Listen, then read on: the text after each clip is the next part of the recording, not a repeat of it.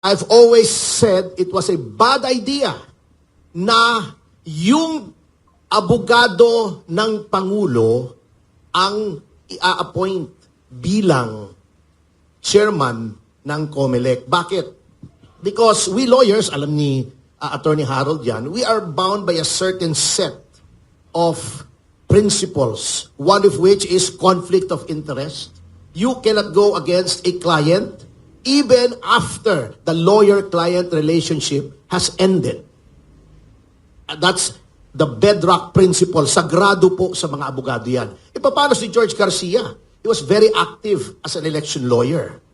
Ang dami niya naging kliyente, not only the president. How is he going to deal with the situation when a former client goes before the Commission on Elections, which he heads? Kahit mag-inhibit na siya, sabihin nating mag-recuse siya sa proceedings, there will always be a cloud. Number two, yung mga actuations po ng ating COMELEC, sad to say, do not inspire confidence. Hindi lamang yung Duterte Youth, alam na natin, ano? Kung nandoon naman po sa petition at nasabi na ni Chairman yung lack of due process. Kasi nasa Omnibus Election Code, totoo naman po, you can suspend a proclamation.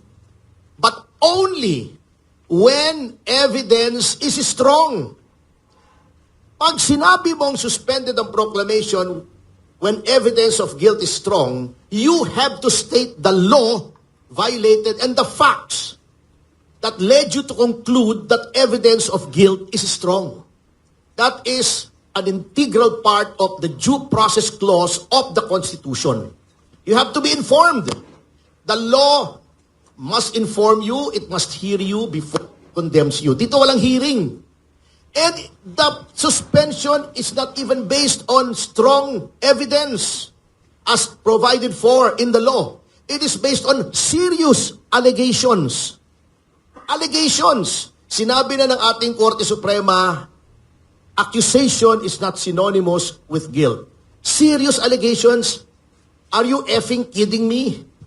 Etong kasama natin sa SMNI, sinabi ko, oy, rapist ito. Is that not a serious allegation? Nasaan ang proof ko?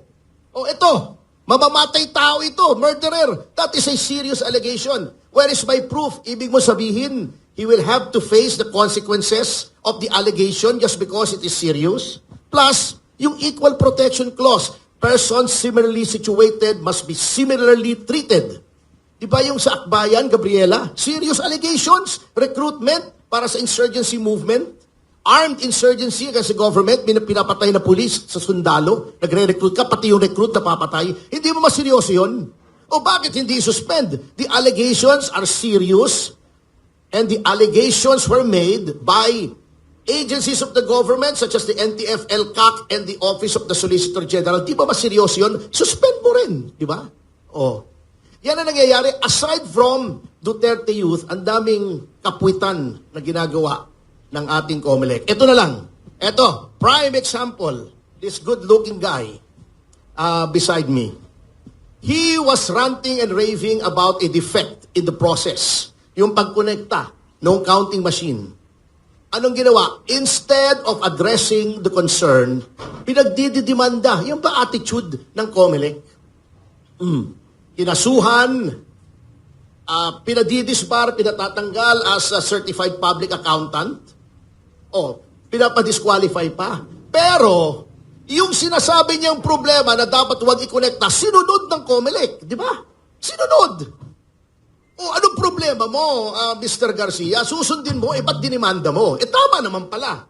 That is an explicit admission that he was right. Why is he facing charges? Why is he facing disqualification based on alleged fake news? O bakit ganon? O, ito pa ha. Kita nyo kung anong double standard ng COMELEC.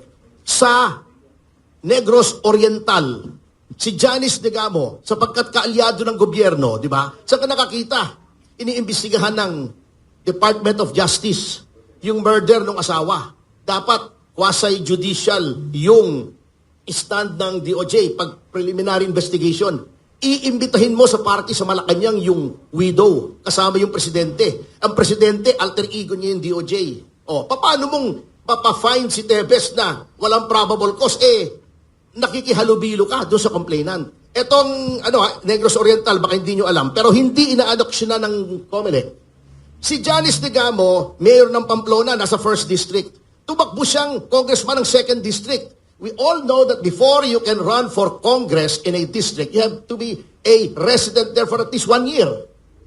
Paano yung mayor ng bayan na nasa 1st District, residente ng 2nd District? O di ba? Ibig mo sabihin, hindi siya residente ng 1st District, paano siya naging mayor doon? Wala siya ron. May disqualification, inaksyonan ba? Wala. Yun, obvious. Factual. The facts are not disputed. Dinisqualify ba? Hindi. Di ba? Yan ang problema sa COMELEC. In closing, the COMELEC should be the agency of the government which was elevated to a constitutional level. Kaya nga, impeachable lang yan May independent, 7-year term. Hindi pwedeng tanggalin. Elevated to the rank of a constitutional body in order for it to be able to accurately ascertain the will of the people. The will of the people. Because sovereignty resides in the people and all government authority emanates from them. The COMELEC cannot substitute its discretion for the will of the people. Hindi pwedeng sila nagsasabi ng will. 2 milyon, hindi mo po proklama.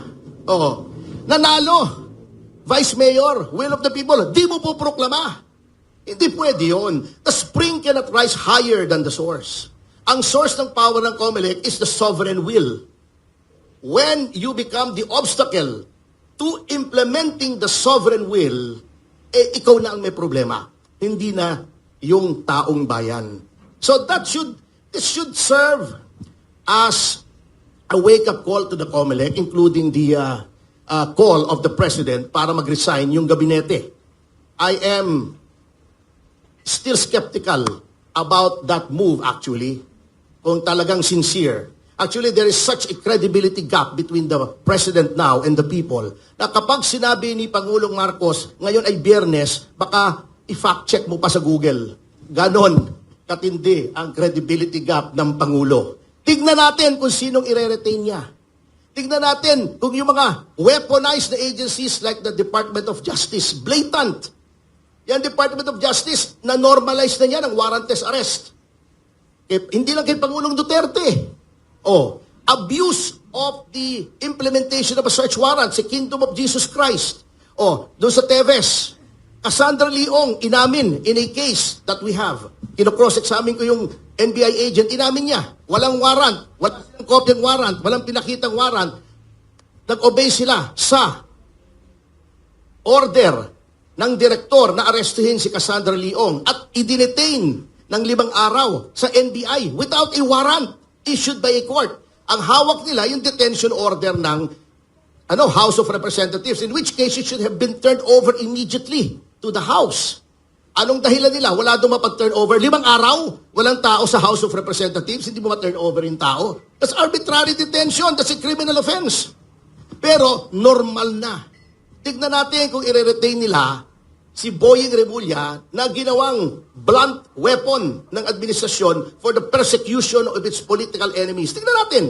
Depende sa i-retain ng Pangulo, makikita natin yung kanyang sincerity. Tignan natin kung mariretain si Larry Gadon, Presidential Advisor for Poverty Alleviation, under whose watch self-rated hunger and self-rated poverty soared to record highs. Tignan natin.